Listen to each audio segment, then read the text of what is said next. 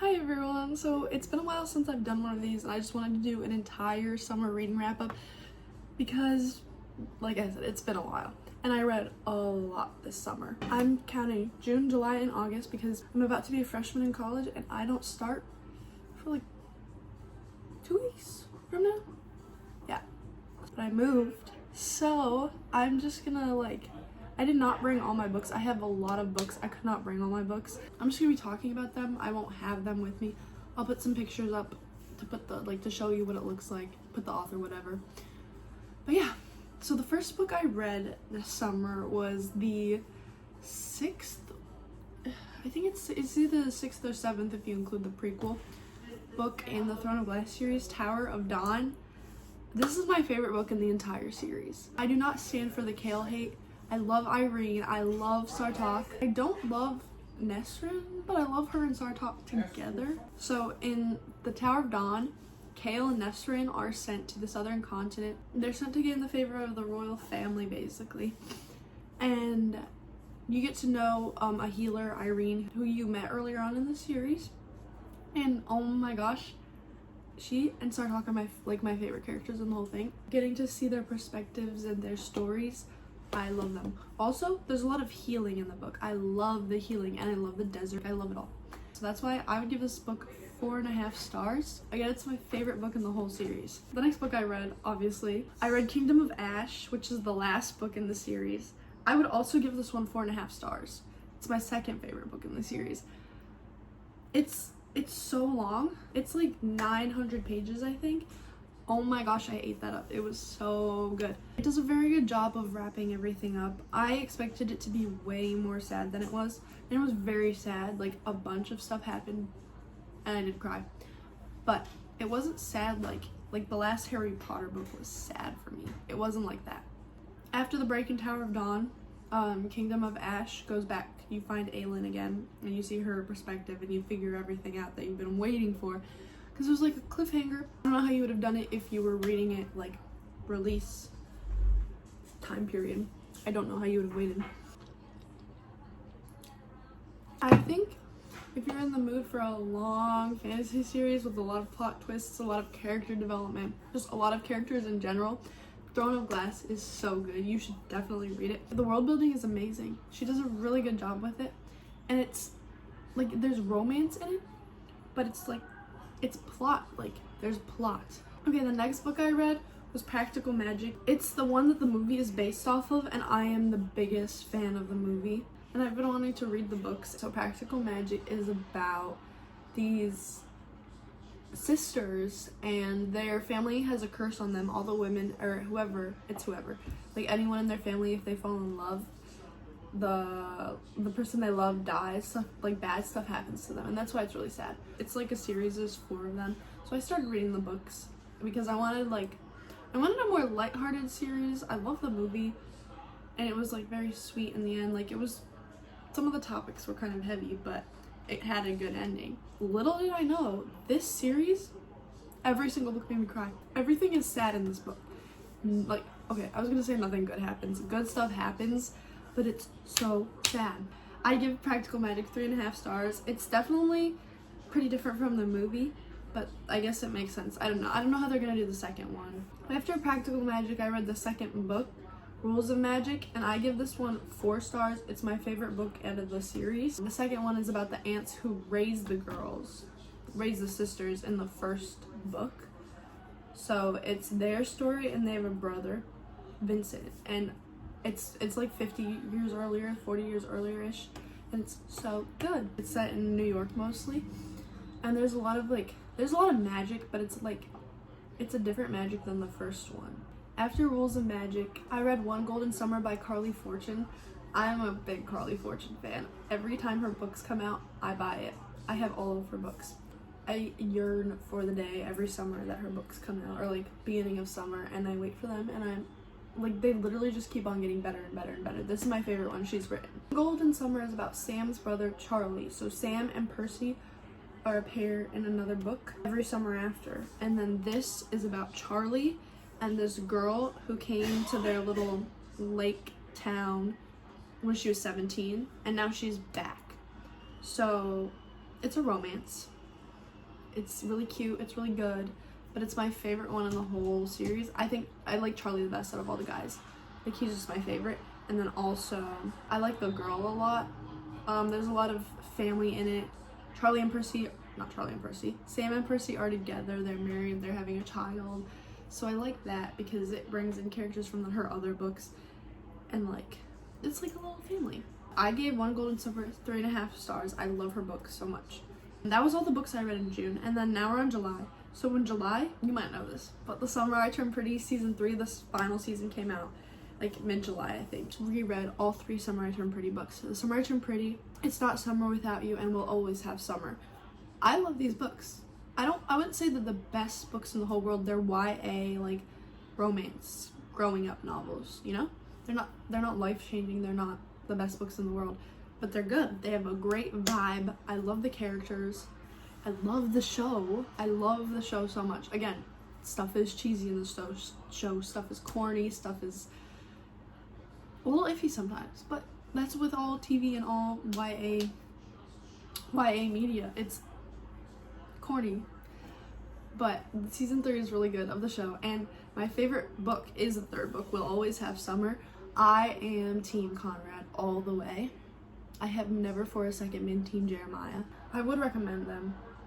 It's not everyone's cup of tea. Like, a lot of people don't like them. They don't like the main character, but she's growing up, like, and they all have a lot going on, so whatever.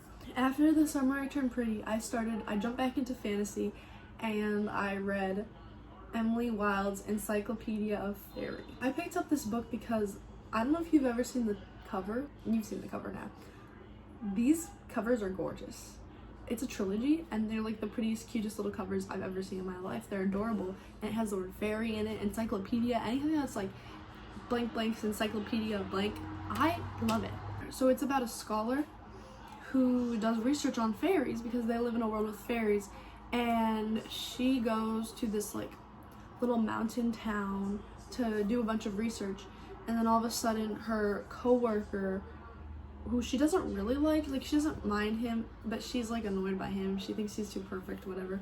But his name's Wendell. He comes to the town to help her with her research or whatever. But basically, he is not who she thinks he is. And there's a lot of little like plot twists, kind of predictable, but they're good. This is a really cute series. It's very lighthearted. There's a couple sad like little moments in it. But I would recommend it if you want a little cute fantasy. And it's very different from a lot of the other fantasy like fae books.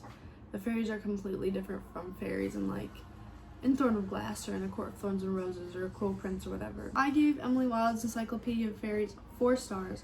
And then I read the second one, Emily Wilde's Map of the Otherlands. I gave this one 3 stars. I think the first one was just so good. It was really hard to beat.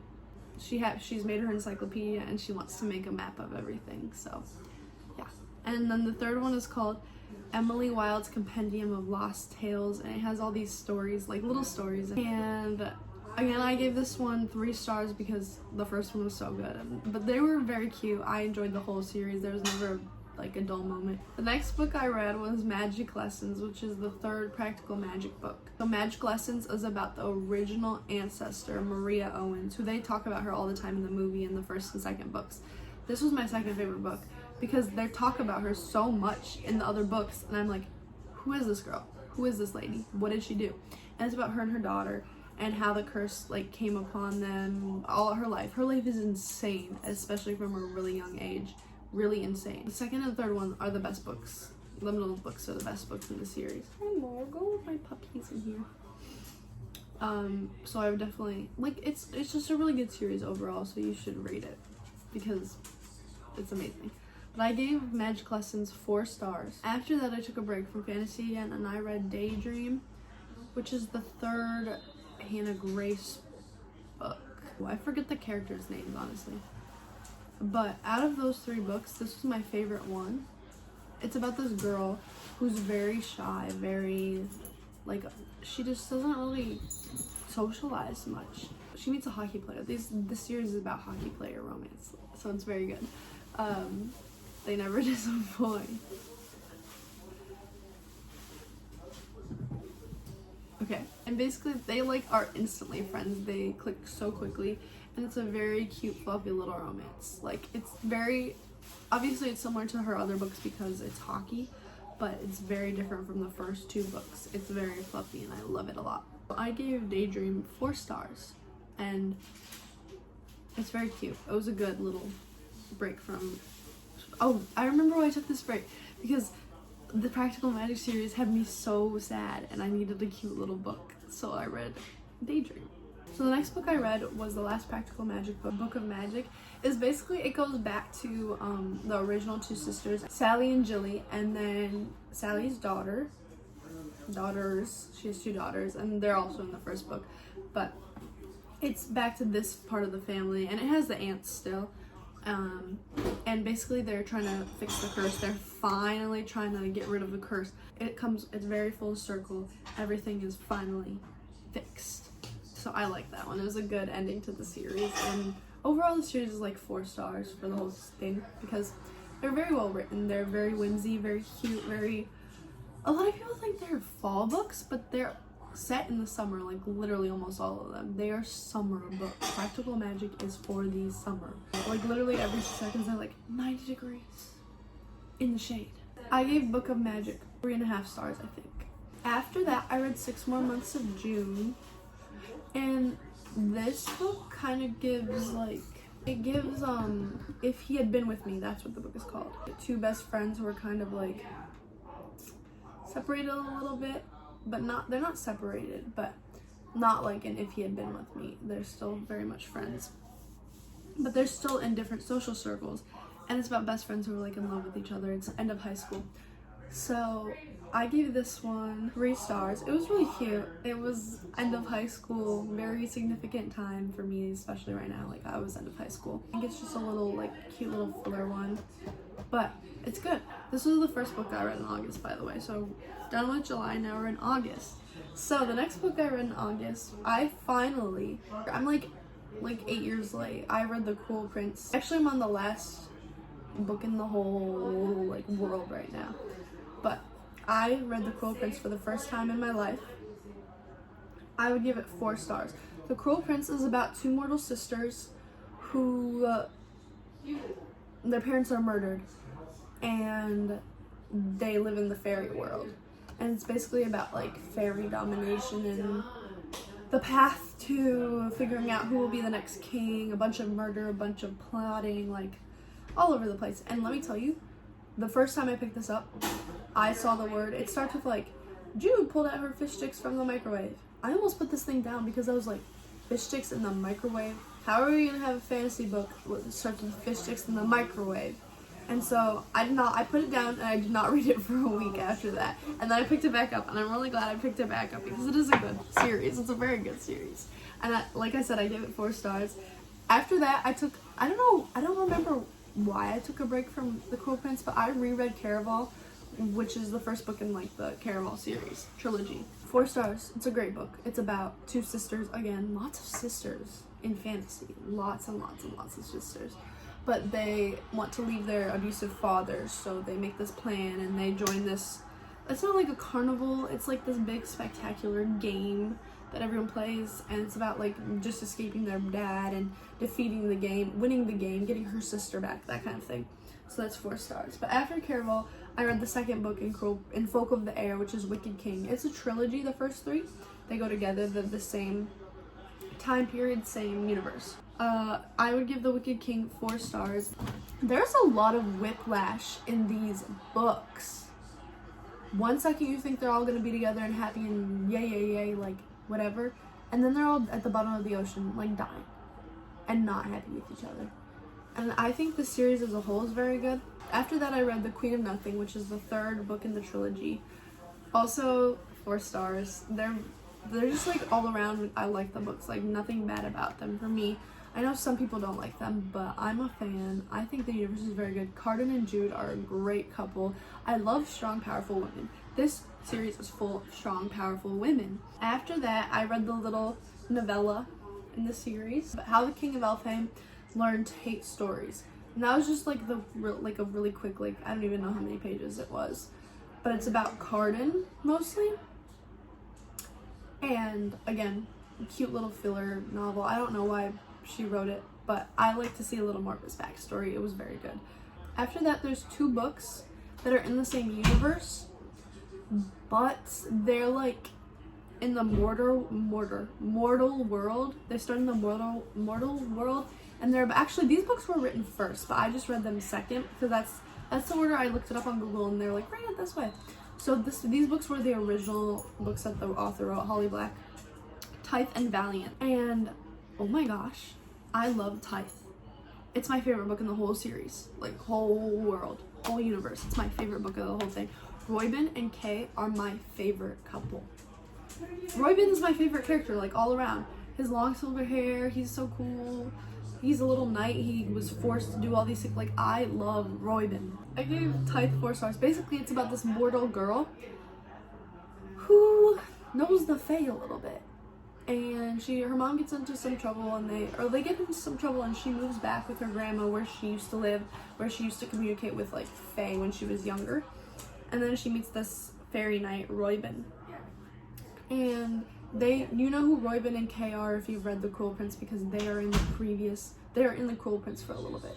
Not The Cruel Prince, but like the trilogy. They're in it for a little bit. You hear about them, and then you're like, oh my gosh, I know who these people are.